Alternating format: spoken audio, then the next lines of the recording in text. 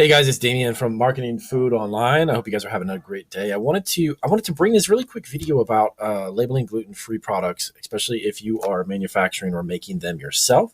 I was actually answering a question from a subscriber I got recently about using a commercial kitchen to produce a product that is gluten-free, and how is the kind of the legalities, if you will, or how does the FDA recommend you label these? Well, I'm going to go into really quick. I'm going to show you this resource.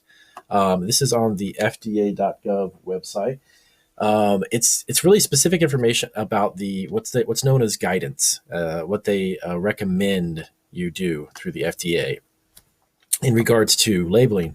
And so really quick, if you're brand new to the channel, take a look around and definitely subscribe to our channel. If you're interested in producing a food product, starting a food business, or if you want to create a food product for online or retail sales, this is definitely a channel you want to subscribe to. We offer a ton of videos about how to get your recipe to market and kind of everything in between. So let me hop around really quick. I'm going to show you what the FDA is stating about this. So, of course, gluten-free products are really for people who suffer from celiac disease. And of course, that's a disease that affects millions of Americans, and of course, probably hundreds of millions around the world. But it is definitely an allergen issue that you want to kind of steer your customers away from. If they are in the market to get a food product, you want to make sure that it's labeled. And I'm going to go into specifically what that means. And right up front, the labeling of anything, no matter what it is, but the labeling of any food product is really for the general health and safety of your customer.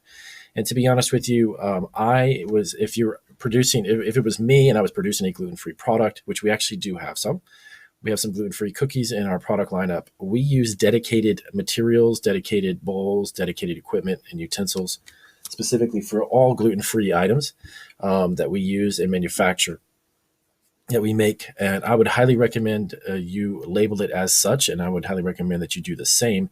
If you're sharing a commercial kitchen, it can be kind of tricky, only because when you're producing a product with people who have this type of allergen, there's a term known as cross-contamination. And what it could be is that there could be a utensil, a board, a table, anything that you produce a food product on, the surface could potentially have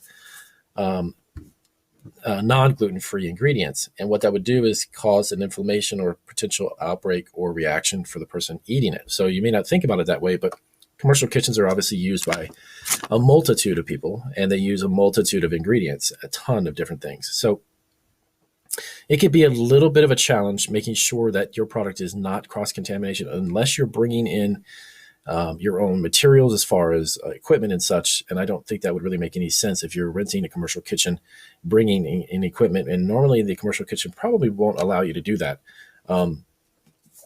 You want to be super careful with cross-contamination and the potential for someone to have an allergic reaction from someone else's ingredients, okay? Now, when it comes to labeling, so there's a gluten-free rule. It's actually defined, it's FDA defined by this term up here. Let me get really quick. There it is. And this was in anything produced in or after 2014, okay, that must meet the requirement of the agency's gluten-free labeling rule. And those rules are below here. And again, I'm just going to cover a general bit of information here, and I'll leave this link above, and you can come and check this out for yourself, a little more detailed. I won't necessarily get into all of this here and read it.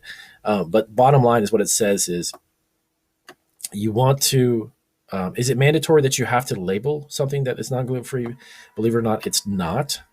But it is recommended, very, very recommended, because here's the thing. Again, going back to what I said at the beginning of the video, you want to educate your customers as to what your product is and where it's produced. We actually have in our facility, we produce gluten-free cookies, and we've had a really good success with them. We labeled it as the following. I put it on there. It is produced in a facility. The standard allergen warning is on there. So it's produced in a facility that handles wheat, eggs, tree nuts, peanuts, and that kind of thing. But I put a little disclaimer on there, a little bit of information for my customers from the bakery that we use dedicated equipment. And equipment could be anything from, like I said, bowls or spatulas, or even like a KitchenAid or something like a commercial mixer that's dedicated specifically to gluten-free products. So at no point in time do we over cross-contaminate or utilize any equipment? Okay, we separate that from all of the others, and that's been a huge success for us. So if that's what you want to do, if you're going to produce a product that you want to label as gluten-free, and again, by the way, really quick, a side note right here, this is some great information that goes into a lot of different scenarios. Okay, if you're making canned grains and you've got rice, you're using different rices and such, canned foods, and so on and so on. This is really specific, and it's not a lot of reading. It's just really brief, but it's a great information. Definitely read up on all of this. You don't have to do this all in one sitting. If you just want to read a little bit of it, I'll have this link. Like I said, the link will be in the description. But definitely, as I do in my bakery, in my candy shop, anything that I produce that is for someone that is gluten intolerant, you just use a separate set of equipment. And it doesn't have to be 700 utensils, or spatulas. Just I have a mixer that is dedicated to it. I have some cookie sheets that I use, but I also use a disposable parchment paper. So you want to just minimize any potential cross-contamination, but put that little bit of information on your label. Let them know that you are making it in a facility that handles that, but you're definitely not using it. And if you want to dedicate the equipment, say, look, we take our precautions and we utilize equipment that is not being used for other ingredients, and our products are safe, et cetera, et cetera. So put that little tidbit of information on your label, and that's going to also cover you from a legal standpoint, and also just to keep the health and general well-being of your customers. You just want to keep them in mind. And to be honest with you, you'll attract more customers with more information that you can actually give them. And again, check this link out below. This video isn't a hugely dynamic, exciting, spectacular video like every other video that I produce, but it is very informative. And if you are producing a gluten-free product and you want to know how to label it, this is the final ruling that the FDA has laid down. And this is a great resource. So take a look at it, and I will see you guys on the next video.